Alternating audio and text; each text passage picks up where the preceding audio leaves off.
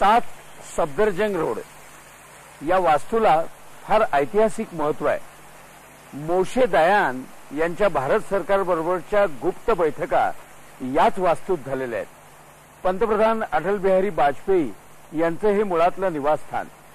2 वेळेला पंतप्रधान पद त्यांना याच वास्तूतनं मिळालं. या वास्तूमध्ये पहिली नॉन काँग्रेस कॅबिनेट मीटिंग ती सुद्धा इथेच झाली. आता या वास्तूमध्ये कोण राहत आहे हे आपण जाणताच. प्रमोदजी महाजन मराठवाड्यातल्या म्हणजे महाराष्ट्राच्या अगदी कोपऱ्यातल्या गावातल्या आंबेजोगाईतल्या व्यंकटेश देवीदास महाजन या एका शिक्षकाचा मध्यमवर्गीय घरातला हा मुलगा या कोपऱ्यातल्या खेड्यातनं दिल्लीपर्यंत पोचतो काय आणि केवळ विचारांची स्वच्छता, संवादातली स्पष्टता आणि कृतीमधला नेमकेपणा याच्यातनं कार्यकर्त्यांच्या पाठबळावर या दिल्लीच्या तख्तावर आपल्या कारकिर्दीचं राज्य निर्माण करतो काय, सगळंच विलक्षण आहे. छोट्या गावातल्या स्तरावर न घुटमळता, राज्यामध्ये अडकून न बसता राष्ट्रीय स्तरावर आपण आपली कारकीर्द गाजवण्याचं स्वप्न बाळगत जिद्दीनं, वक्तृत्वानं, कर्तृत्वानं इथवर पोचलेल्या प्रमोद महाजनांचं रसिलेपण आणि त्यांचं कर्तृत्व हे आपण दोन्हीही जाणून घेण्याचा प्रयत्न करणार आहोत. त्यांच्याशी अनौपचारिक गप्पा मारत अर्थातच त्यासाठी आपण जाऊया प्रमोदजींच्या घरामध्ये.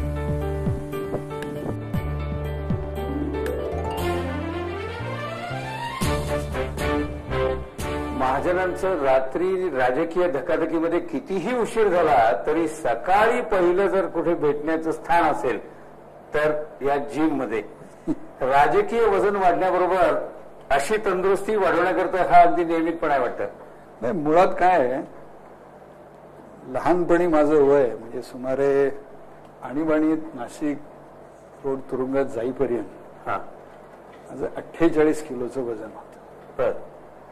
मी इतका रोड होतो की 4 चौघात पोहायला मित्रांबरोबर गेलो तर मला शर्ट काढायची लाज वाटायची. मुली बनियन घालून पोहायच्या किंवा आमच्या काळात तर एकदम सलवार कमीज घालून पोहायच्या, स्विमिंग सूट नव्हता. तसं मी सुद्धा बनियन आणि अंडरपॅन्ट घालून पोहायचो, इतकी हाडं दिसत होती. बापरे. एकदा तुरुंगात गेलो आणि 2-2.5 वर्षात वजन कधी वाढलं आणि थोडंसं पोट कधी बाहेर आलं कळलंच नाही. आणि पोट बाहेर येणे एक अशी गोष्ट आहे जसं टूथपेस्ट ट्यूब मधून बाहेर येते. जगातला कोणीच शास्त्रज्ञ त्याला पुन्हा हात घालू शकत नाही. असं पोट विचित्र आहे, पण त्याला आपण मर्यादित आणू शकतो.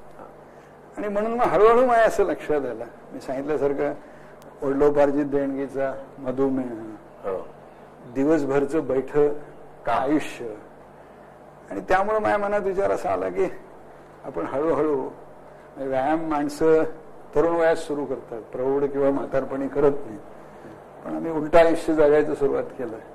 आणि मग मी हळूहळू एक मशीन दुसरी असं करत करत एक छोटी व्यायामशाळा, ही आधुनिक व्यायामशाळा, इथे माती भीती नाही आहे किंवा कुस्ती दंड बैठका असं नाही, असं सुरू केलं. आणि मला असं वाटतं की सकाळी एक साधारणतः तासभर मी इथे घालवला की मला एकदम ते फ्रेश वाटलं. अर्थात अनेकदा हा वेळ वाया जाऊ नये असा माझा प्रयत्न असतो. जसं आपण टीव्हीवर इथे सकाळी बातम्या चालू असतात, विशेषतः एक 8:30 ते 9 मध्ये झी टीव्ही एक टॉप 10 अशा बातम्या देतो. आणि त्याच्यात देशातल्या, राज्यातल्या, मुंबईच्या, दिल्लीच्या खेळाच्या, आंतरराष्ट्रीय आणि चटपटी तसे त्याचे भाग असतात. आणि त्यामुळे त्या 8:30 ते 9 मध्ये व्यायाम करताना मी ते जर पाहिलं तर मला साधारण दिवसभरासाठी वर्तमानपत्रात न आवडते मुख्य काय झालं हे लक्षात येतं. तसं का मी बाहेर फिरायला जायला पाहिजे, पण बाहेर माणसाचा वेग समान राहत नाही. रस्त्यात ओळखणारी माणसं असतात, सुरक्षेपेक्षाही अडचणीचा भाग असतो, गप्पा मारत बरोबर येतात, नाही म्हटलं तरी प्रश्न, बोललं तर आपले स्पीड कमी होते. म्हणून मग मी हे वापरतो. मग आता ह्याच्यात निर्णय केलाय हे साधारणतः चालण्याच्या पळण्याच्या दृष्टीने करू शकतो. आणि मला असं वाटतं की साधारण 8 किलोमीटरच्या वेगाने मी 30-35 मिनिटं पळू शकतो. आणि माझ्या वयाला साधारण मला असं वाटतं की हे पुरेसं आहे.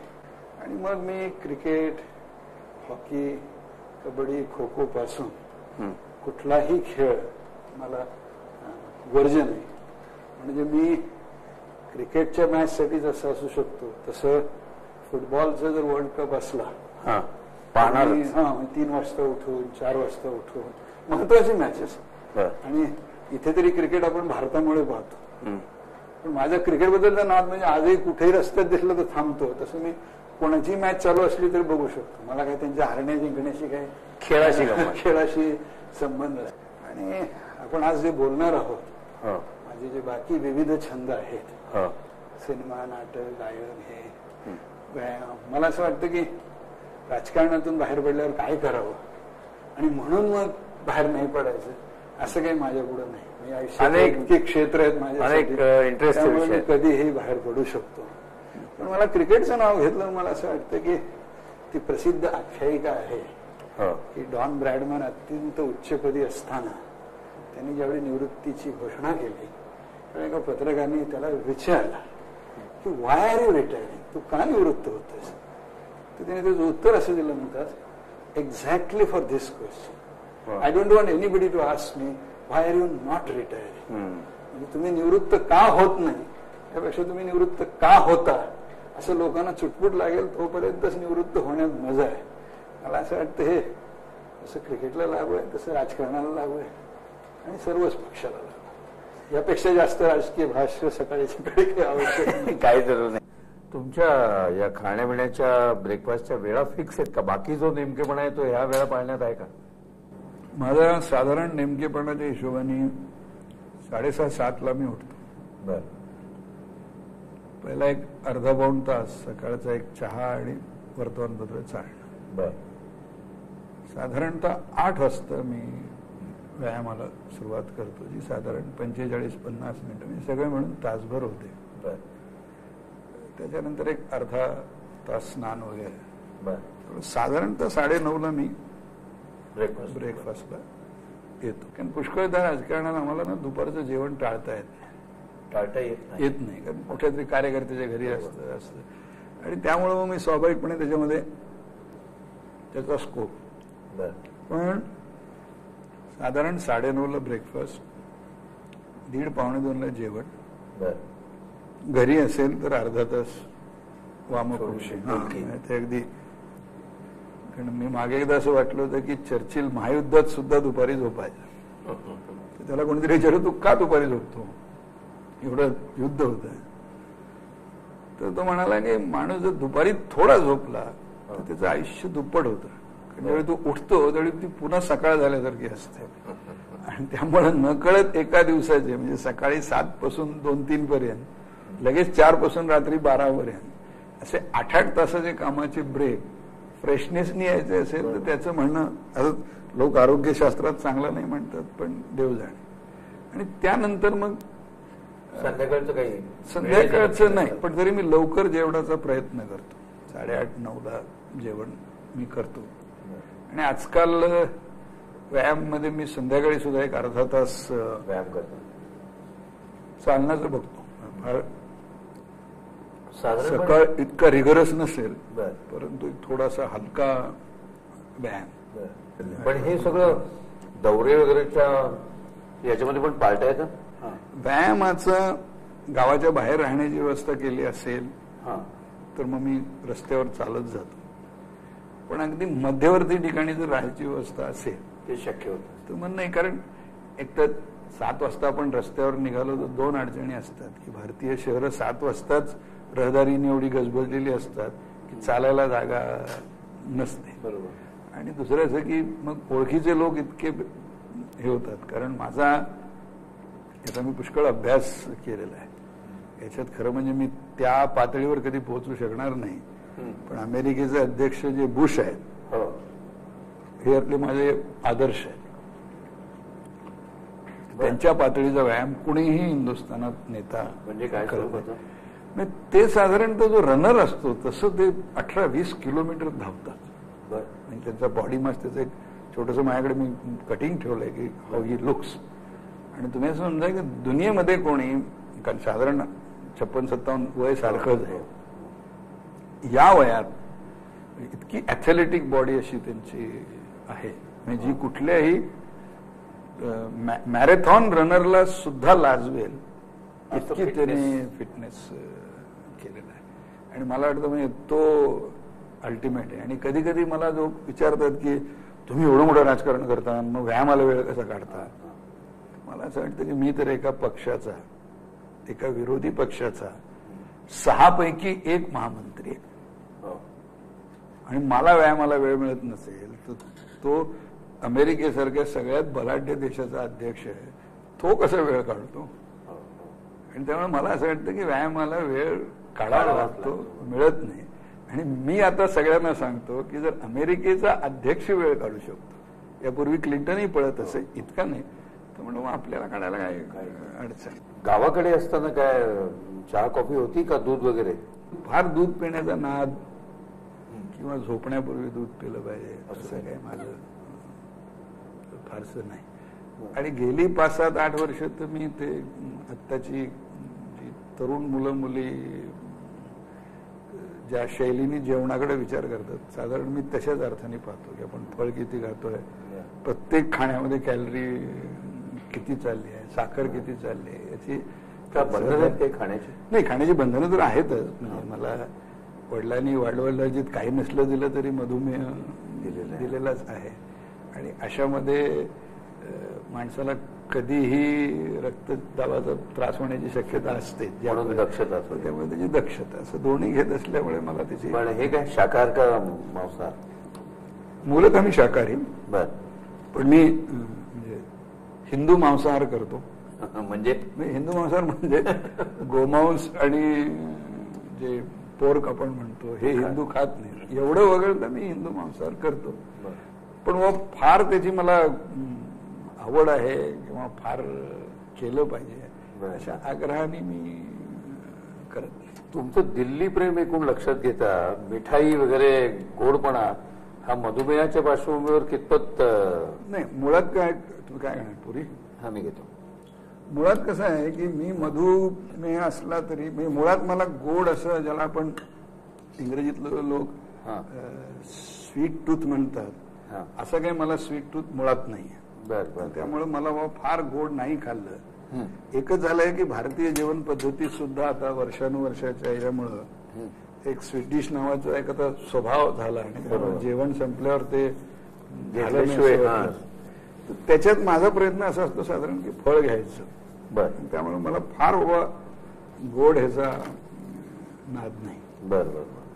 आणि जेवणात मला देशी विदेशी सगळेच, म्हणजे मला तो प्रयोग आवडतात. म्हणजे मी एकदम 5-7 वर्षापूर्वी लंडनला 3-4 दिवस होतो, तर मी 4 दिवसामध्ये जेवणानंतर 16 प्रकारची कॉफी, म्हणजे ब्रेकफास्ट झाला की अजून कोणती कॉफी आहे, मग ही ब्राझिलियन आहे, मग ही इटालियन आहे, अगदी अर्बानमध्ये फार कडवट कॉफी असते, असं गंमत म्हणून. त्यामुळं मी जास्त हॉटेलमध्ये जेवायला जात नाही.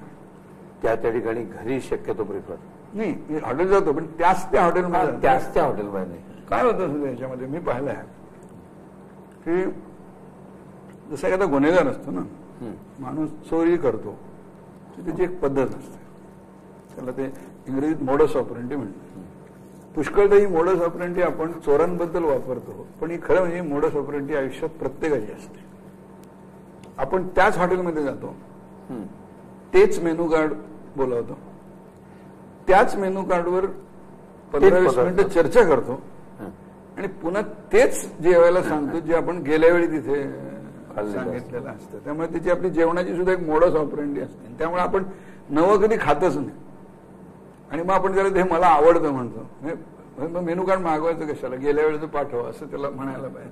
पण वाचून आपण पुन्हा तिथेच माझ्या, आणि हे मी विचार केला असल्यामुळं मी जाणीवपूर्वक साधारणतः वेगळं काय याचा प्रयत्न करण्याचा देशात विदेशात कुठेही गेलो तर करतो.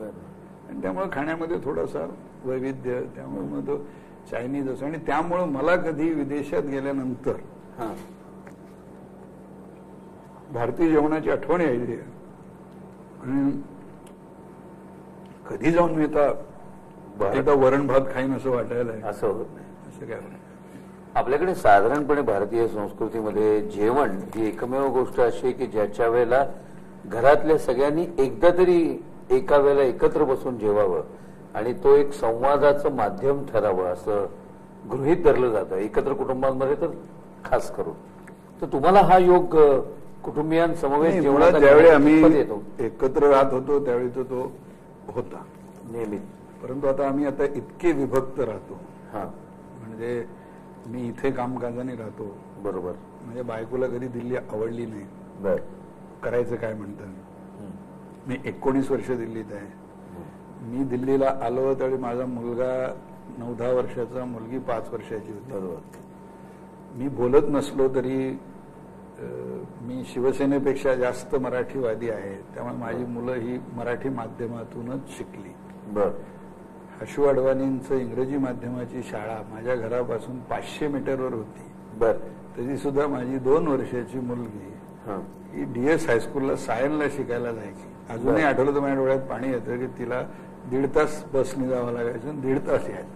केवळ बापाच्या या हट्टापायी मराठीतनं शिकलं, मराठीतून 10वी पर्यंत शिकलं पाहिजे. म्हणून मी म्हटलं की त्यामुळं मराठी माध्यमाची इथे चांगली शाळा नाही. त्यामुळे आता तर मुलीचे लग्न झालंय, त्याचं वेगळं घर आहे, मुलगा वेगळा राहतो, बायको मुंबईत राहते, मी दिल्लीत राहतो.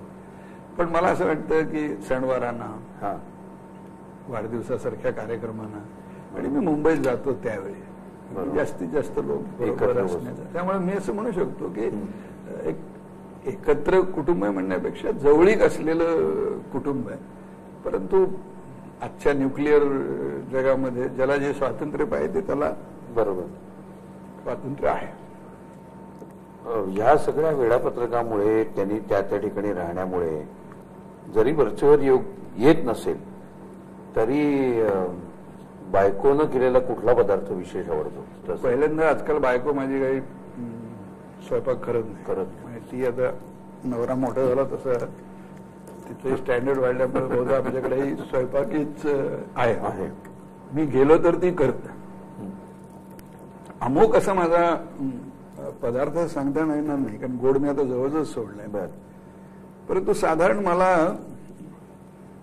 बेसन ज्याच्यात आहे असे सगळे जवळजवळ पदार्थ आवडतात.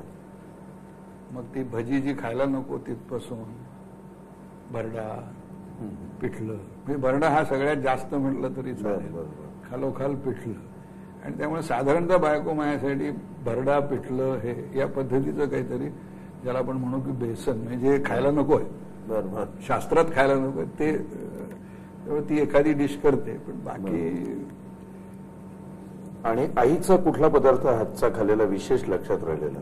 तर आता 20-25 वर्ष झाली त्यामुळं असं स्पेसिफिक आठवत नाही. आई आता माझी आई 75 वर्षाची आहे. मी जन्माला ती 18 वर्षाची होती. पहिलं मूल असल्यामुळं. आणि ईश्वर कृपेने तिची एकदम तब्येत चांगली आहे. मुंबईत म्हणजे जसं ते हे घर एवढं मोठं दिसतंय पण माझं नाही, तसं मुंबईत जिथे मी आणि बायको राहतो तेही घर माझं नाहीये. तो फ्लॅट आहे मनोहर जोशींचा. बर. आणि बिना भाडं देणारा मी त्यांचा 1999 पासून भाडे करूया. बर बर बर. त्याच्या आधी चेंबूरला पक्षाचं घर होतं तिथे राहत होतो. 95ला गोपीनाथ मंत्री झाल्यावर त्यांचं घर एक होतं तिथे मी राहिलो. 99 साली त्यांचं मंत्रीपद गेल्यावर मनोहरनी मला आश्रय दिला. 1.5 वर्षापूर्वी शेजारी जी MPची सोसायटी झाली आहे त्याच्यामध्ये मात्र मी एक फ्लॅट छोटासा घेतलेला आहे. आणि आता त्या फ्लॅटमध्ये माझी आई जवळजवळच बिल्डिंग आणि माझा मुलगा राहतो. त्यामुळे आमचं जे छोटंसं एक 2 रूम किचन घर आहे, त्यात आई आणि मुलगा राहतो. मुलीचं आपलं घर आहे. मुलांनी काय मला वाटतं इंजिनिअरिंग स्पेस त्यांनी पुष्कळ व्यवसाय करून आता तो एक एव्हिएशन स्कूल असं ह्याच्यात आहे. मुळात त्यांनी केला होता फ्लाइंगचा कोर्स.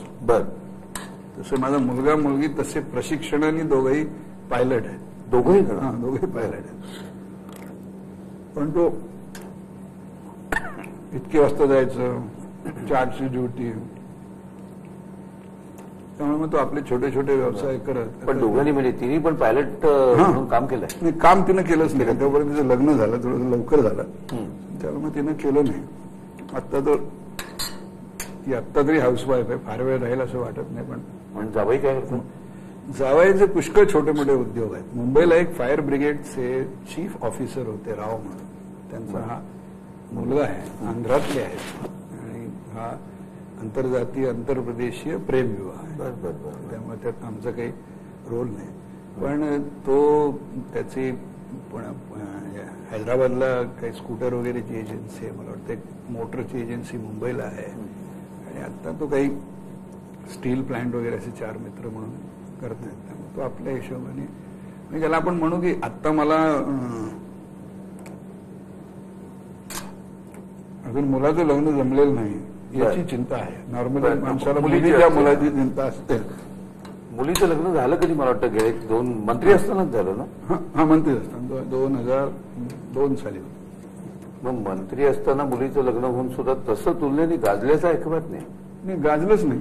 म्हणजे आमच्याकडे ठरवून आम्ही असं ठरवलं होतं. म्हणजे पहिली गोष्ट म्हणजे माझ्या मुलीचं जसं लग्न झालं, त्या लग्नामध्ये फक्त 200 लोक उपस्थित होते. घरातले नियमाने होतं की 100 नवरदेवाकडचे आणि 100 आमच्याकडे. बर. त्यावेळी मी संसदीय खात्याचा मंत्री होतो. संसद चालू होती. तर त्या काळात मी जर असं म्हटलं असतं की माझ्या मुलीच्या लग्नाचं रिसेप्शन आहे, तर मला अगदी खात्री आहे की 12-15 मुख्यमंत्री खास आले असते. सगळे मंत्री तर माझे सहयोगी होते. इतकंच नाही, मला विश्वास आहे की मी निमंत्रण दिलं असतं तर सोनियाजी आल्या असत्या. म्हणजे ज्याला आपण एक हू जमा करू शकलो असतो. पण आम्ही म्हणतो आपल्याला सार्वजनिक लग्न नाही करायचं. आपण लोकांच्या भोपकेबाजीवर टीका करतो. टीका करत नाही तरी बरं वाटत नाही, म्हणून ठरलं आपल्याला नाही करायचं. आमच्या घरात बराच वेळ अशी सवय झाली की अटलजी अडवाणीजींना तरी बोलवायचं का नाही. बर. तर ते दोघं नेते आहेत. शेवटी आम्ही निष्कर्षावर आलो की ते नेते असले तरी आपले पालक आहेत, आणि त्यामुळे फक्त अटलजी आणि अडवाणीजी यांचा परिवार, 2च राजकीय. नाही, त्यात राजकीय माझ्या हिशोबाने 5 जण होते. बर. एक गोपीनाथ मुंडे होते, पण नातेवाईक आहेत. एक इथे विजय गोयल म्हणून खासदार आहेत, पण ते माझे मित्र म्हणून होते. तिसरं आम्हाला प्रतापभाई आशर म्हणून कोषाध्यक्ष आहेत, तेही माझ्या भावासारखेच आहेत, त्यामुळे ते होते. आणि अटलजी अडवाणी, मी वगैरे. बाकी कोणी नव्हतं. एकही उद्योगपती नव्हतं. बर. कोणी म्हणजे मी म्हटल्यासारखं मी मुंबईच्या उद्योग जगताशी एवढा माझा संबंध आहे की तुम्ही असं समजा की काही लोकांना ही फिकी CIIची बैठक आहे असं वाटलं. आम्ही जाणीवपूर्वक हे केलं. परंतु जेवढे आम्ही मध्यमवर्गीय सगळे एकत्र आलो होतो आणि ज्या पद्धतीनं ते लग्न केलं, मला असं वाटतं की आमच्या आयुष्यात ते संस्मरणीय होतं. कारण ते लग्न आम्ही एन्जॉय केलं. सगळे निकटचे आणि त्यामुळं, आणि हे एवढ्यावरच झालं. बरोबर. त्याच्यातला तो देवब्राह्मण तिकडच्या छोट्या लॉनवर झाला. बाकी सगळं म्हणजे प्रत्यक्ष विवाह इथे, जेवण इथे, संगीत इथे, श्रीमंत पूजन सगळे काय केलं. त्यामुळं त्याचं अटलजी आले तरी इथेच. बरोबर. खाताना फोन बिन म्हणजे अपरिहार्य आहे तुमच्या क्षेत्रामध्ये, पण हा व्यत्यय बरा वाटतो. खरं सांगायला तर हा फोन इथेही आहे, आणि मी बाथरूम मध्ये शौचाला बसतो तिथेही फोन आहे. त्यामुळे माझ्यापासून चॉईस किंबहुना म्हणजे आता तर मी एक वॉटरप्रूफ फोन आणतोय, जो मी शॉवरमध्ये सुद्धा, म्हणजे शॉवर मिळतो जे तुम्ही फोन ऐकू शकता. त्यामुळे कारण याचं कारण असं आहे की एक मी अभ्यास केल्यानंतर मला उपमा घ्यायला थोडस अभ्यास केल्यानंतर माझ्या असं लक्षात आलं आहे ह्याच्यामध्ये की साधारणतः जनतेला नेत्याच्या एका प्रश्नाचा एका उत्तराचा फार राग येतो. नेता कुठे आहे? तो बाथरूम मध्ये. आणि मग त्याची टिंगल होते. म्हणून मी ठरवलं की पहिल्यांदा फोन बाथरूम मध्ये लावायचा. त्यामुळे हे निमित्त नाही सांगायचं की नेता बाथरूम मध्ये. अक्षरशः आपण शॉवर घेत असू एवढा काळ जर वगळला तर मी लोकांसाठी केव्हाही. त्यामुळं पण दिल्लीतल्या नेत्यांच्या बाबतीत तुम्ही म्हणता तसं तुमच्यापर्यंत पोहोचण्याच्या आधी खूप सेक्रेटरीजच्या लवाजमाला तोंड द्यायला लागतं. म्हणजे तुम्ही असं नाही, एकूण राजकीय दिल्लीतल्या नेत्यांच्या बाबतीत तो अडथळा नाही होत का? फार नसावा याची खरं म्हणजे लोकच जास्त सांगू शकते. पण तुम्हाला असं पण जाणवलं तुम्ही माझ्या घरात आलात तर तुम्ही पाहिलं असेल माझ्या घरावर पोलीस नाहीये. माझ्या मुंबईतल्याही घरावर पोलीस नाही. तुम्ही कधीही मला दौऱ्यात पाहिलं सिक्युरिटी नाही. त्यामुळे पहिली गोष्ट मी, आणि ही नाही असं नाही, छोटी मोठी सिक्युरिटी सरकारने देऊ केली अनेकदा, मला नको आहे म्हणून मला गरज वाटत नाही. आणि त्यामुळं एखाद्या मोठ्या दौऱ्यात गेलो आणि तिथे आपोआप पोलीस एखादी मागं पुढं गाडी असली तर तो त्यांचा प्रश्न आहे. परंतु साधारणतः देशामध्ये याचं मला नेहमी दुःख होतं की ज्याची सगळ्यात जास्त सुरक्षा व्यवस्था तो सगळ्यात मोठा नेता. म्हणजे जनतेपासून ज्याला सगळ्यात जास्त भीती तो सगळ्यात जास्त मोठा असं जे. आणि त्यामुळं याला इंग्रजी ज्याला म्हणतो आपण स्टेटस सिम्बॉल सारखा मानून ज्यावेळी लोक हे करू लागले त्यावेळी मी ठरवलं की आपल्या घरात नाही करेल. त्यामुळं माझ्या दरवाजावर पोलिसने, साधी माझीच माणसं आहेत ती उघडतात, येण्या जाण्याला कोणाला फार विचारायचं फार लागत नाही. आता थोडंसं परिस्थिती पुष्कळ बदलली आहे. मी पहिल्यांदा दिल्लीला आलो काहीतरी 67-68 त्यावेळी दिल्लीत आलं की कोणाला भेटायचं? यशवंतराव चव्हाण, त्यांनाच ओळखत होतो. मग अजून आठवतं त्यांच्या घरी गेलो मी, तर दरवाजात कोणीच नव्हतं. असंच घेऊन बाहेरच्या खोलीत बसलो. तर ते डोंगरे आले, नमस्कार, कोण? म्हणजे मी प्रमोद महाजन, मी आंबेजोगाईला.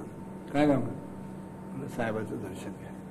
बैस मिळले. ते बाहेर निघाले तर येतील. आणि असंच ते धोत्र्याचा सोगा एक 4 म्हणा कुठून आपला नमस्कार केला. काय मी काँग्रेसमध्ये कधी नव्हतो, मला काही भाऊ आकर्षण होतं असं नाही. पण दिल्ली झाल्यावर आपलं कोणतं यशवंतराव चव्हाण, त्यामुळं आणि त्यांचं ते. पण तो काळ मी आता आठवतो. तुम्ही यशवंतरावांचा उल्लेख केलाय, त्यांच्या वक्तृत्वाची सुद्धा एक वेगळी धाटणी होती ना? वेगळी होती. त्यावेळेला ऐकण्याचा योग आला. मी यशवंतरावांचं एकच भाषण ऐकलं. जसं मी सांगितलं की मी दिल्लीला आलो तर काही संघवाला असताना मला एकच नेता आठवला. तसं माझ्या गावी यशवंतराव आले असावेत 62-63 होता. नुकतेच ते संरक्षण म्हणतो. आणि त्यांचं ते एक प्रसिद्ध उदाहरण होतं की 27तून 9 गेले तर किती?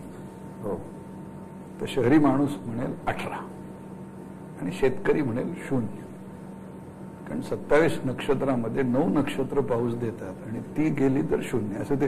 तर ते मला अजून म्हणजे हे तर त्याला 40-45 वर्ष झाली या भाषणाला, मला तेवढंच लक्षात येते. बाकी काही मला, बाकी मी ते संसदेत असताना मी नव्हतो. अगदी मी त्या आध्यात्मिक पातळीवर तुमच्याकडनं उत्तर अपेक्षित नाही, पण लोक चांगलं उत्तम मनासारखं वेळेवर जेवायला मिळणं याच्यामधला त्यांचा आनंद असा सगळ्या बाजूनी दिसतो, बोलण्यातनं, दाद देण्यातनं, चेहऱ्यावरनं. तर तुमची आनंदाची कल्पना काय? नाही, पहिल्यांदा मी आध्यात्मिक पातळीवर ह्याच्यात जात नाही. अशा प्रश्नाला साधारण आध्यात्मिक उत्तर नाही, मी आध्यात्मिक उत्तर देत नाही. चांगल्या जेवणाचा मलाही आनंद होतो, पण मला मी समजा अत्युच्च आनंद तुला कोणता, तुला कसं मरावं वाटतं असं समजा मला कोणी प्रश्न विचारला तर माझी उत्तरं त्याची ठरलेली आहे. अत्युच्च आनंद म्हणजे 1,00,000-1.5 लाखाची तासभर मस्त सभा रंगली तर मला सर्वात जास्त आनंद होतो. बरोबर. आणि मला मरावं कधी, तर मला नेहमीच असं वाटतं की शिवाजी पार्क सारखी सभा चालू असावी, आपण बोलायला उभा राहावं, एक संमोहित करणारं भाषण चालू असावं आणि असा हात वर केलेला तसंच राहावं. वा. आणि लोकांना चटपट राहावे की हा बोलता बोलता गेला. मला जर कोणी संधी दिली मरण्याची, हातात असलं आपल्या, मला हे मरायचं तर आहेच आहे, पण आपल्या हातात असलं तर मला हे मरणं आवडेल. मला वाटतं खाण्यापेक्षा बोलण्यावर मनपूर्वक जीव आहे. पण हे बोलणं सुरू होतं ब्रेकफास्ट नंतर, आपण ऑफिसात जातो तिकडे गेल्यानंतरच. नमस्कार प्रमोदजी. इथे शिवरायांचं राष्ट्रीय दैवताचं फार उत्तम तैलचित्र आहे आणि समोरच्या बाजूला वाजपेयी साहेब आणि अडवाणीजी हे आपले पक्षातले मार्गदर्शक आहेत. तुम्ही नेमके सर्वाधिक कोणाच्या विचाराने, वक्तृत्वाने प्रभावित झालेला? विचाराचा प्रभाव म्हटलं तर स्वाभाविकपणे माझ्यावर राष्ट्रीय स्वयंसेवक संघाच्या विचाराचा प्रभाव आहे. बरोबर. आणि संघाचा हा विचार काही व्यक्तीचा विचार नव्हे. त्यामुळं हा कुठल्या एका सरसंघचालकाचा विचार नाही किंवा अटलजी अडवाणीजी सारख्या श्रेष्ठ स्वयंसेवकाचा विचार नाही. त्यामुळे जिथपर्यंत विचारांच्या प्रभावांचा मुद्दा आहे तो राष्ट्रीय स्वयंसेवक संघाच्या विचाराचा प्रभाव आहे. पण हिंदू धर्मामध्ये अमूर्त देवाची पूजा जरी सर्वश्रेष्ठ मानली जात असली तरी कोणालाही अमूर्त देवाची पूजा करता येत नाही. त्याच्यासाठी फारच माणसाची आध्यात्मिक उन्नती झाली असावी. त्यामुळे आपण कुठेतरी देव हुडकत असतो, मूर्त स्वरूपात माणसं हुडकतो. आणि त्यामुळं संघाचा विचार माझ्यात आला. लहानपणी संघात कधी गेलो ह्याचं काही वर्ष आठवत नाही. 4वी-5वीत असताना गेलो असेल. पण पहिला प्रचारक नक्की आठवतो. मी त्यावेळी बीड जिल्ह्यात होतो, केजला काम करत होतो. आणि दाजी पणशीकर म्हणून आमचे जिल्हा प्रचारक होते. आणि 12 वर्ष प्रचारक तिथे होते. आणि त्याच्यानंतर सुरेशराव केतकर हे आमचे विभाग प्रचारक होते. त्यामुळे सगळ्यात पहिल्यांदा संपर्क प्रचारक या संस्थेशी माझा पणशीकर केतकर याच्यातून आला. त्यात सुरेशराव अजूनही संघाचे प्रचारक आहेत, फार मोठे अधिकारी आहेत, आता उत्तर प्रदेशात काम बघतात. दाजी पणशीकरांनी मात्र 12-15 वर्षांनंतर लग्न केलंय, पुण्यात व्यवसाय करतात. पण भेटलं की त्यांची आठवण होतो, संवाद येते. पण तिथून जो सुरू झाला प्रवास तो सुरुवातीला शाळेत असताना संघात, त्याच्यानंतर मग विद्यार्थी दशेमध्ये स्वाभाविकपणे विद्यार्थी परिषदेत 1-3-4 वर्ष, नंतर पुन्हा मी वडिलांच्या मृत्यूनंतर शिक्षक झालो त्यावेळी पुन्हा संघाचं काम. आणि 73-74 ला ज्यावेळी महाराष्ट्रामध्ये सगळ्यात मोठा दुष्काळ 72 पासून पडला, त्या निमित्ताने जनसंघाचं काम सुरू केलं. ते जनसंघ या रूपात तर 3 वर्षच केलं, कारण 75-77 ला जनसंघ संपला. मग जनता पार्टी म्हणून 1-2-3 वर्ष केलं. आणि आता भारतीय जनता पार्टी म्हणून 25 वर्ष पूर्ण केले. परंतु या सगळ्या राजकीय प्रवासामध्ये विचार बदलला नाही. जसं ते आत्मा कधी कधी देह बदलतो तसं कधी त्याचं नाव संघ, कधी विद्यार्थी परिषद, कधी जनसंघ, कधी जनता पार्टी, कधी भारतीय जनता पार्टी असं आलं. पण जो मूळ विचार आहे तो तसाच राहिला. पण तुम्ही विचाराचा, मूळ विचारांचा पक्केपणा जरी कायम असला तरी तुमच्या बोलण्यातनं वेगवेगळ्या ठिकाणी तुम्ही संवाद साधत असता, त्याच्यामधनं सर्व समावेशकता आवर्जून जाणवते. तर ही जी विषयाची विविधता आहे, विविध मुद्द्यांच्या मांडणीमधली विविधता आहे, ही कोणा विशिष्ट व्यक्तींकडनं, पुस्तकांमधनं अशी जाणार नाही. पहिल्यांदा तर मुळात कसं होतं की एकूणच राष्ट्रीय स्वयंसेवक संघाच्या स्वयंसेवकाबद्दल जे अनेक गैरसमज आहेत त्यातला पहिला गैरसमज म्हणजे हा रसिक किती आहे, हा ठोकछाप आहे, याला एकदा सूचना आली की तो विचार करणं बंद करतो, याची सगळी बुद्धी गुडघ्यात असते, असं एक त्याच्याबद्दलचं आहे. आणि त्यामुळं कुठल्याही स्वयंसेवकाबद्दल आपण असं बोललो की आपल्याला त्याच्या रसिकतेबद्दल शंका येते. मी फार दूर जात नाही. बाबूजी हे स्वयंसेवक होते, परंतु कधी कोणी त्यांच्या स्वयंसेवकत्व आणि त्यांचं रसिकत्व याला काही वेदतो व्याघात अशी उल्लेख केली नाही. डी.व्ही. गोखले होते. सगळ्यात महत्वाचं म्हणजे भालजी पेंढारकर हे अगदी स्वयंसेवक नसले तरी हिंदुत्वाशी जोडलेले होते. लता दिदी कदाचित आजच्या जमान्यात मान्य करणार नाहीत, पण त्यांची कुठेतरी जवळीक या विषयाशी होते. त्यामुळे मला असं वाटतं की संघाचा विचार असणं किंवा हिंदुत्वाचा विचार असणं आणि रसिकता हे मला वाटतं काही उलट नाहीच आहे. खरं म्हणजे आपण ज्याला रसिकता म्हणतो ती जर साहित्यात आहे, ती जर संगीतात आहे, ती जर नाट्यात आहे, तर ही सगळी हिंदू संस्कृतीची विविध अंग आहेत.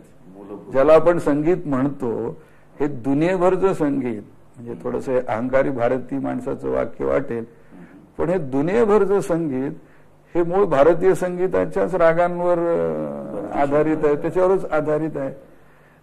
भाषा सगळी नसली तरी संस्कृत ही जगातल्या सगळ्या भाषांची जननी आपण असं म्हणतो. आणि म्हणून मला असं वाटतं की रसिकत्व किंवा जीवनाच्या सर्व गोष्टींचा आस्वाद घेण्याची इच्छा, ही इच्छा आणि विचार याचा काही नाही. आणि त्यामुळे संघाचा असल्यामुळं तू असा कसा, असा प्रश्न मला कधी कधी कळत नाही. आणि म्हणून मोगला इतकं रसिक व्हायचं नाही की गाण्या बजावण्याच्या मैफिली चालल्या आहेत आणि शत्रू आपल्या राज्याच्या महाद्वारावर कधी येऊन पोहोचला हे कळलं नाही, ही रसिकता नाही. आणि त्यामुळं मुघलांची रसिकता, अवधराजांची रसिकता, नवाबी बादशाहांची रसिकता, ते संगी ज्याच्यात राज्यकारभार करण्याची जी जबाबदारी आपल्यावर आहे ती मूळ विसरून मग, आणि म्हणून हा म्हणजे तुलनात्मक विचार आहे की जीवनात कशाला किती स्थान आहे. आणि म्हणून मला विचाराल तर विचार ह्यालाच प्रमुख स्थान आहे. मला वाटतं विचारातूनच हा विवेक, हा, आणि त्याच्या येतोच. त्यामुळे म्हटलं की तो विवेक येतोच. आणि मला एकदा अटलजींचं एक वाक्य आठवतं की त्यांनी असं म्हटलं होतं, सुब्रमण्यम स्वामी अटलजींच्या फार विरोधात बोलत असत. तर कोणीतरी अटलजींना विचारलं की तुम्ही याला उत्तर का देत नाही. तर त्यांचं एक वाक्य, अटलजीची कित्येक वाक्य माझ्या लक्षात राहिलेले. ते म्हणाले, बोलने के लिए सिर्फ वाणी चाहिए, चुप बैठने के लिए वाणी और विवेक दोनों चाहिए. अर्थात आपण जीवनात जे शिकतो ते कोणाकडून तरी पाहतो, कसं पाहतो. आता जसं एक भाषणाची कला म्हणा, वक्तृत्वाची कला म्हणा, याचा माझ्या जीवनावर सगळ्यात पहिल्यांदा प्रभाव पडला. तुम्हाला वाटतं 1972चं वर्ष असावं. आमच्या भागात बापू काळदाते एक फार मोठं नाव होतं. लातूरला त्यांनी त्याच्या आधीच्या निवडणुकीत केशवराव सोनवण्यांचा पराजय केला होता आणि ते विधानसभेचे सदस्य होते. आणि ते दुसऱ्या वेळेस लातूरला जिंकणं शक्य नव्हतं. साधारण बापू काळदाते एका जागी दुसऱ्यांदा निवडून येणं कठीण असतं. त्यामध्ये मतदारसंघ बदलण्याच्या स्वभावाचे असतात. काही पाहिलं मी, भैरवसिंग शेखावत सुद्धा 8-10 मतदारसंघातून निवडून आले. हारले कधीच नाहीत, पण लढले एका जागावरून दुसरं फार कमी. तर प्रत्येकाचा एक स्वभाव असतो. तर ते दुसऱ्या निवडणुकीत त्या लातूरच्या शेजारी आमचा जो एक अंबेजोगाई मतदारसंघ आहे तो राखीव नव्हता, त्यावेळी त्यात लढायला आले. आणि त्यात एक अंबेजोगाईमध्ये बाबूराव आडसकर हा पंचायत समितीचा अध्यक्ष आणि बापू काळदाते अशी लढाई झाली. ह्या लढाईत आडसकरच जिंकले, काळदाते हारले. आणि त्या दिवशी मी हे शिकलो की वक्तृत्वाने निवडणुका जिंकता येतात असं नाही. आणि त्यामुळे कधी कधी कोणी मला ज्यावेळी एखादा स्तुतीपाठक भेटतो आणि त्याला निवडणुकीत सभा असते तो म्हणतो की प्रमोदजी बस तुमची एक सभा झाली की मी निवडून येतो, तेव्हा मी त्याला नेहमी सांगतो माझ्या सभेने मीच हारलोय तर तुला काय निवडून देणार आहे. त्यामुळे मला वक्तृत्वाच्या जिंकण्याची मर्यादा ती बापू काळदातेच्या 72च्या निवडणुकीतच सापडली. पण त्या निवडणुकीत बापू काळदाते यांची एक 5-7 भाषणं मी ऐकली आणि मला असं वाटतं की त्याचा माझ्या मनावर जो परिणाम झाला, आणि वक्ता असावं तर बापू काळदातेंसारखं. आणि म्हणून मी त्यांना एक वक्तृत्वातलं आपलं गुरु मानलं. गुरु मानलं म्हणजे मी त्यांच्याकडे कधी शिकायला गेलो, त्यांना काही विचारलं असं काही नाही. गुरु मानलं याचा अर्थ एवढाच की असा वक्ता आपल्याला व्हायचं, अशी त्याच्यातली कल्पना. आणि म्हणून ते अगदी एकलव्य द्रोणाचार्यासारखं एकमेकाला माहीत नसलेलं. आणि बऱ्याच वर्षांनी एकदा मी बापू काळदातेंना हे सांगितलं. आणि गुरु असा वाढत्या वयानुसार बदलायचा नसतो. आता बापू काळदातेपेक्षा अटलजी खूप चांगलं बोलतात. अटलजींचं पहिलं भाषण मी 1971ला पुण्याला अल्का टॉकीजमध्ये ऐकलं. त्यावेळी मी वृत्तपत्र विद्येचा अभ्यासक्रम करत होतो आणि त्या अल्का टॉकीजच्या शेजारी मोहनधारी आणि यांची जी निवडणूक झाली, रामभाऊ म्हाळगी, त्या निवडणुकीत ते आले. मी त्या निवडणुकीत पहिल्यांदा माझ्या लक्षात आलं की माणसाचं पहिलं वाक्य भाषणात कसं महत्वाचं असावं. तर त्यांनी उल्लेख त्या निवडणुकीत करताना असं म्हटलं, मी मला आता एक 30-35 वर्षानंतर तो आठवतो.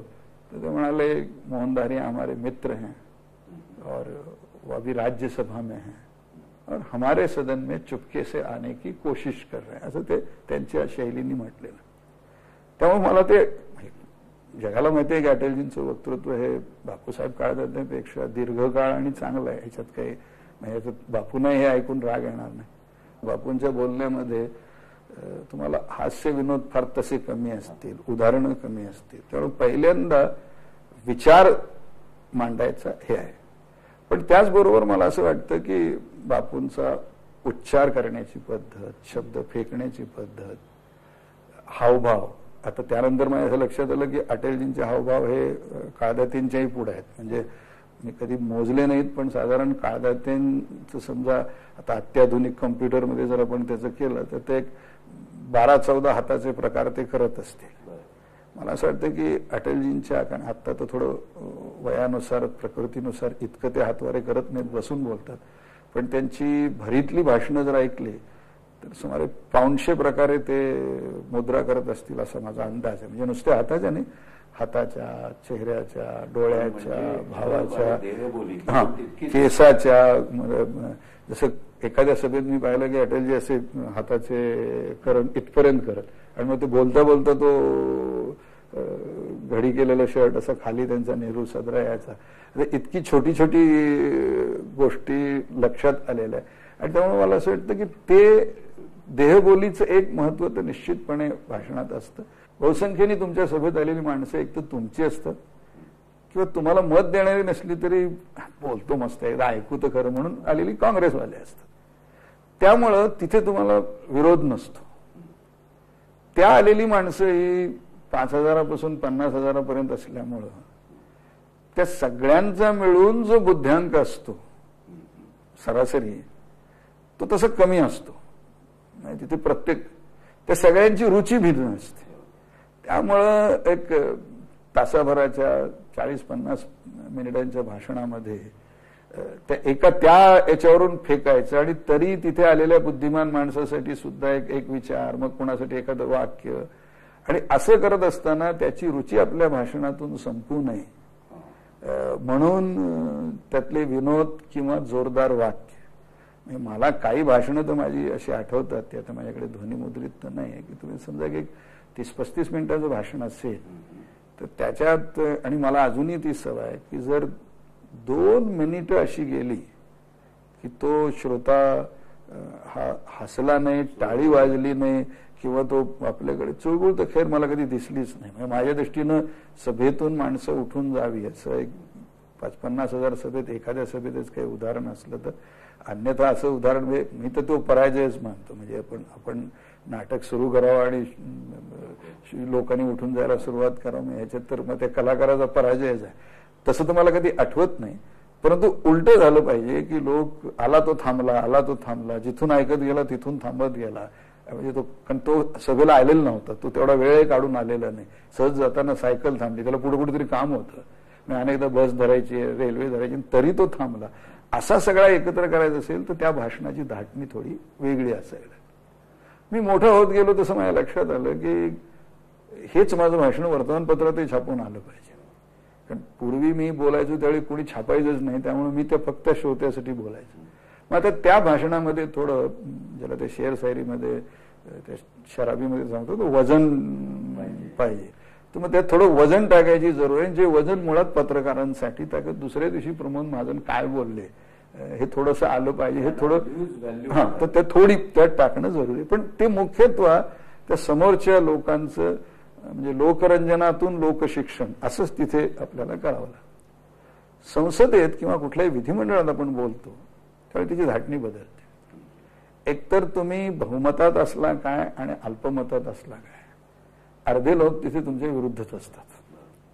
त्यामुळे ते तुमच्या भाषणाचं कौतुक हे भाषण संपल्यावर चिठ्ठी पाठवून करतात.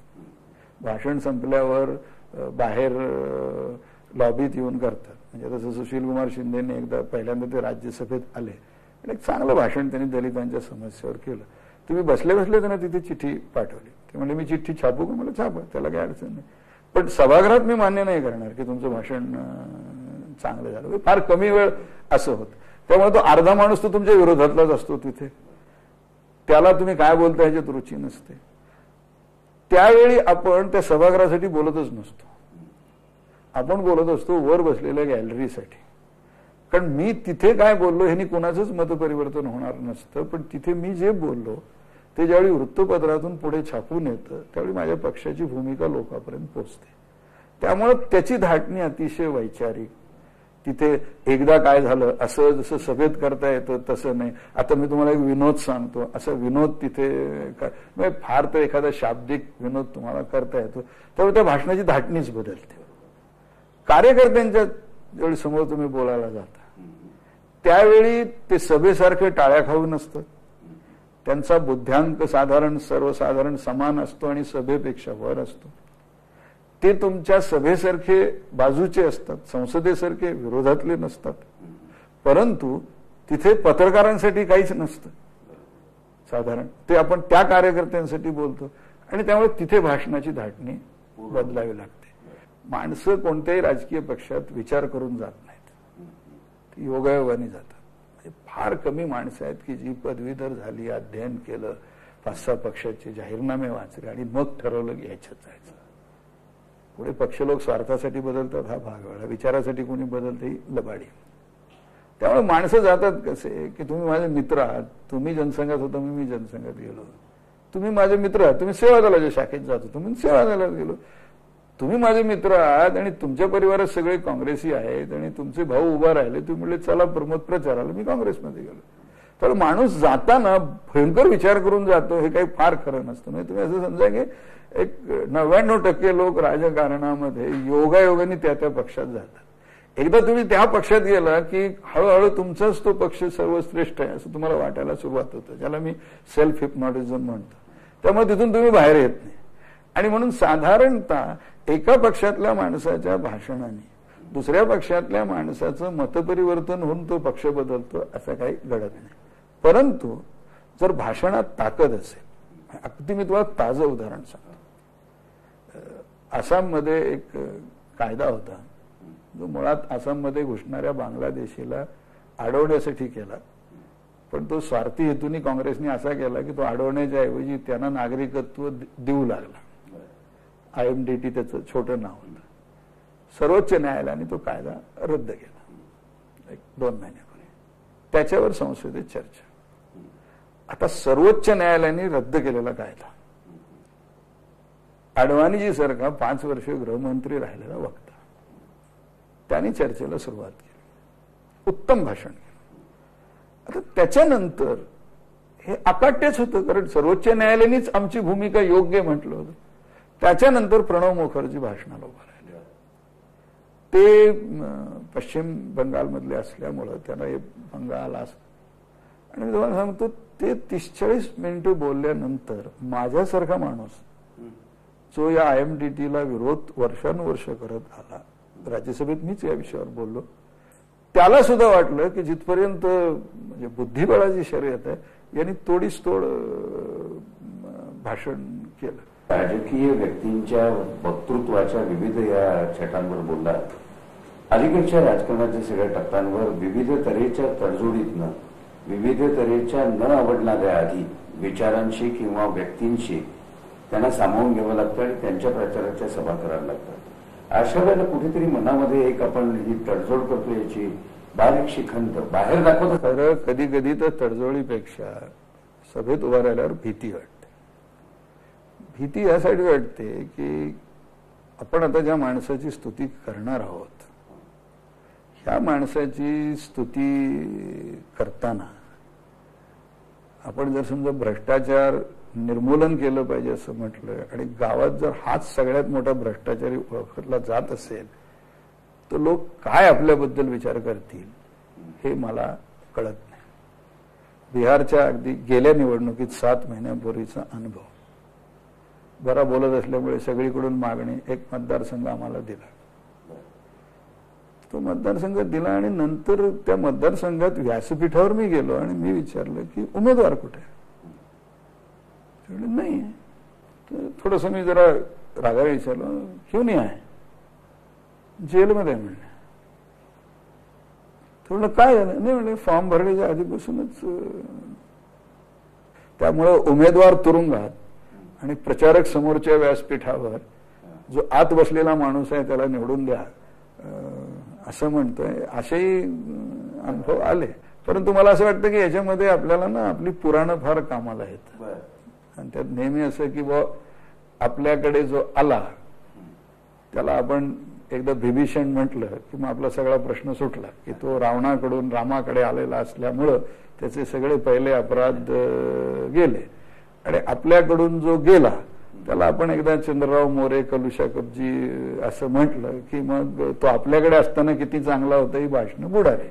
इंग्रजीत एक म्हण आहे आणि ते इंग्रजीतच शब्द आहेत की ज्यावेळी तुमच्या पक्षात माणूस येतो त्यावेळी तो कन्व्हर्ट असतो, त्याचा बदल झालेला असतो, आणि ज्यावेळी तो तुमच्या पक्षातून दुसऱ्या पक्षात जातो त्यावेळी तो डिफेक्टर असतो. तुम्ही आता ज्या पद्धतीने पुराणातल्या उदाहरणांपासून इंग्रजी कोटेशन पासून असं वेगवेगळं बोलताय, असं एरवी तुम्ही संभाषणामध्ये भाषणांमध्ये बोलत असता, तर तुम्ही भाषणाची रेतसर अशी तयारी ही कायमस्वरूपी असते का त्या वेळेला करता? भाषण हा माझा सगळ्यात प्रिय विषय आहे. भाषण जर माझं चांगलं झालं नाही असं कधी कधी होतं, जसं आपण बॅड पॅच तर नसतो क्रिकेटवाल्यासारखा, पण एक मध्येच एखाद्या बॉलला आउट होतं तसं हुकतं, तसं ते हुकतं. पण असं जर भाषण माझं हुकलं तर मला त्यात जेवण गोड लागत नाही, मला 2-4 दिवस करमत नाही. असं कसं झालं आपलं असं वाटतं. आणि जोपर्यंत दुसरं एक चांगलं भाषण होत नाही तोपर्यंत ती खंत माझ्या मनातून जात नाही. आणि म्हणून हजारो भाषणं दिल्यानंतर सुद्धा तुमच्याशी मुलाखत देते असं म्हटल्यानंतर तुम्हाला विश्वास बसणार नाही, पण मला एक रात्री 3:30 एक जाग आली, अर्धा पाऊण तास असंच काय प्रश्न असतील, काय विचार, काय उत्तर, आणि एक स्वरूप माहीत असलं तरी. आणि त्यामुळं मी म्हणजे ज्याचं माझं मित्र प्रकाश जावडेकर यांनी एकदा वर्णन केलं की कुठल्याही भाषणाच्या आधी मी अस्वस्थ होऊन फेऱ्या घालतो, कागदावर लिहितो, खोलीत कोंडून घेतो. त्यामुळे भाषणाची जी असेल त्याच्या हिशोबावर चालू असतं. आणि मला असं वाटतं की म्हणजे मी, तुम्हाला माहित नसेल कदाचित, मी 3.5-4 वर्ष विविध खात्याचा मंत्री होतो. विशेषतः मी या माहिती तंत्रज्ञानाचा मंत्री असताना तुम्हाला फार भाषणं देशात विदेशात करावी लागली, आणि अजूनही त्यातलं माहिती तंत्रज्ञानातल्या तुम्ही अजिम प्रेमजी किंवा नारायण मूर्तीला आजही कोणी त्यांना आवडणारा मंत्री तर ते माझंच नाव घेतील एवढी मी खात्रीपूर्वक सांगू शकतो. इतकं मी या विषयाला नवीन नवीन परिमाणं दिली. पण त्यातलं कुठलंही माझं भाषण लिखित नव्हतं, कुठलंही भाषण मी वाचलं नाही. आजपर्यंत मी एकही भाषण वाचलं नाही, आणि उरलेल्या आयुष्यात कुठल्याही पदावर गेलो तरी मी भाषण वाचेल असं मला वाटत नाही.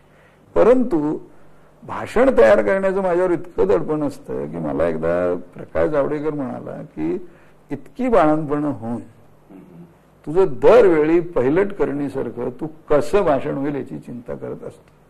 कदाचित मला असं वाटतं की बरं भाषण करण्याचं जे काही मला शैली प्राप्त झाली आहे त्याचं सगळ्यात महत्वाचं कारण तर हे असावं की प्रत्येक भाषणाला मी पहिलं भाषण समजतो. म्हणजे जसं सुनील गावस्कर किंवा तेंडुलकरांच्या मुलाखतीत ऐकतो की शतक संपलं की हा विषय संपला, आता दुसऱ्या शतकाची सुरुवात, असं ते पहिल्या बॉलला आपल्या मनाला सांगून करतात. ते नेहमी जमतं अशातला भाग नाही, पण तो भाग वेगळा. त्यामुळं ते तसंच आमचं असल्यामुळे जे झालं ते गंगेला मिळालं, आता पुढचं चांगलं झालं पाहिजे त्याचं. परंतु या भाषणांची तयारी मी प्रचंड करतो.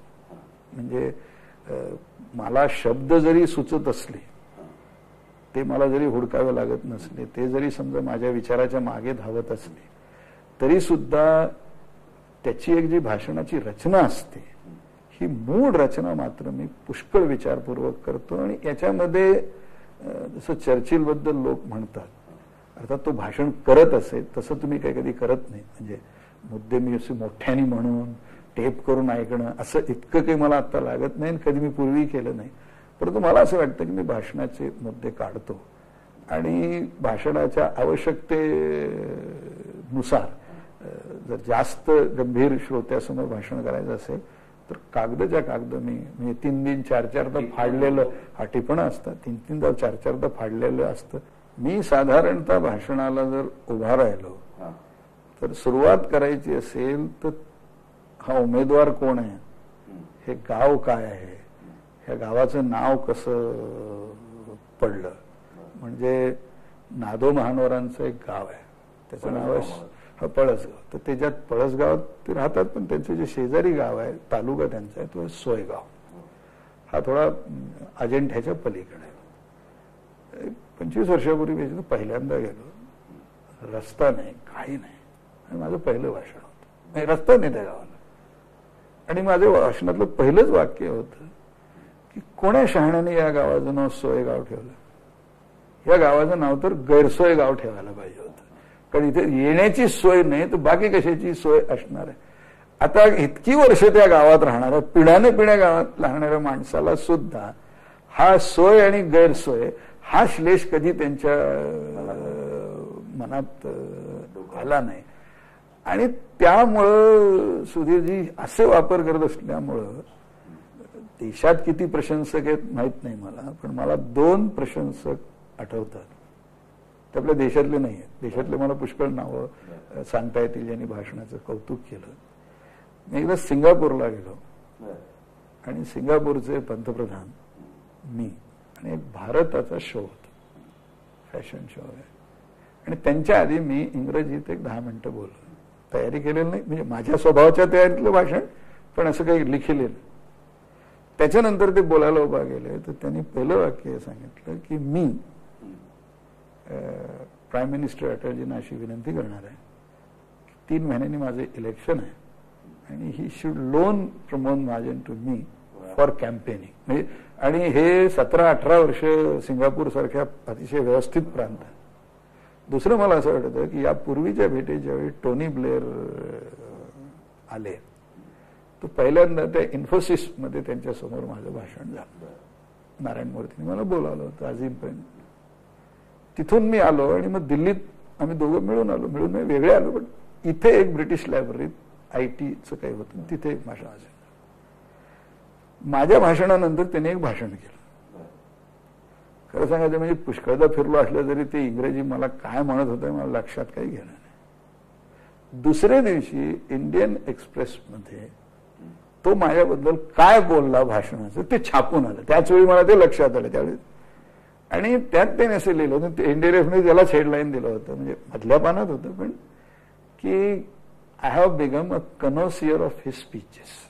म्हणजे टोनी ब्लेअरला दुसऱ्याच भाषणात हे म्हणावं लागलं किंवा तो म्हणाला, त्याचा मनाचा मोठेपणा असेल, पण म्हणाला की मी यांच्या भाषणाचा, मी आता एक तज्ञ आहे की मी आता ठरवू शकतो की यांचं भाषण चांगलं आहे कसं आहे असं. तर मला असं वाटतं की त्याच्याही मागे ह्या तयारीचा म्हणा, मूर्तींचा मगाशी उल्लेख केला किंवा टोनी ब्लेअर म्हणा, अंबेदुबई सारख्या अगदी खेड्यातनं तुम्ही आलेले, ही तुमची पार्श्वभूमी, तर भाषेचा आत्मविश्वास मुळातच मराठी मंडळींना कमी असतो, अगदी शहरातल्या सुद्धा. तर तुम्हाला इंग्रजीचा आत्मविश्वास कसा? मुळात नाही, मला इंग्रजीचा तर आत्मविश्वास आहे असं मी आजही म्हणत नाही. मला असं वाटतं की ज्यावेळी मी इंग्रजी भाषण करतो, मुळात मी मराठी, हिंदी आणि इंग्रजी कोणत्याही भाषेत बोलतो, त्यावेळी मी माझी शैली बदलत नाही. मी माझ्या वाक्यप्रचार फेकण्याची बदलत नाही. मी माझे विनोद बदलत नाही. मी माझे स्थळ काळाशी जोडलेले विनोद काहीच बदलत नाही. कारण माझ्या दृष्टीनं माझं भाषण तयार आहे, माझे मुद्दे तयार आहेत, मला माहित आहे माझे मुद्दे आणि फेक प्रभावी आहे, आणि त्यामुळे मला त्यात अडचण नाही. हिंदी मात्र मला म्हणजे पाण्यासारखं आहे, त्यामुळे मला हिंदीत काही अडचणच नाही. मी अनेकदा गावाकडे असल्यामुळे हा त्याचं कारण आहे. मुळात आम्ही अंबेजोगाईत लहानाचे मोठे झालो आणि हे मराठवाडा होता निजाम, त्यामुळे 20% पेक्षा अधिक मुसलमान इथे असायचे. त्यामुळे बोलचालाची भाषा साधारण उर्दू हिंदी असायची आणि त्यामुळे ती लहानपणापासून डोक्यात होती. त्यामुळे अगदी पुणे, सातारा, सांगली, कोल्हापूर हा जो खरा शिवाजीचा महाराष्ट्र आहे. आपल्या महाराष्ट्रात हिंदी सगळ्यांना येतं. नागपूरवाल्यांना हिंदी येतं विदर्भाचं, मराठवाड्यावाल्यांना हिंदी येतं, मुंबईला मुंबई हिंदी येतं. हिंदी येत नाही फक्त पुण्याला. आणि त्यामुळे फक्त मी एवढाच फरक केला की साधारणतः हिंदी भाषा ही लोक उर्दूत बोलतात, हिंदुस्थानीत बोलतात. मी मात्र त्याला एक संस्कृत असा हे दिला. आणि तो संस्कृत दिल्यामुळं आपल्या हिंदुस्थानच्या अनेक भाषेत संस्कृत शब्दाचा पुष्कळ उल्लेख, मूलभूत भाषा असल्यामुळे. अर्थात कधी कधी लोक ह्याची टिंगलही करतात, थोडी ती तुपसाकरासारखी भाषा वाटते. पण मला असं वाटतं की त्यामुळे मी वेगळा दिसतो, वेगळे शब्द येतात आणि त्याचा उपयोग होतो.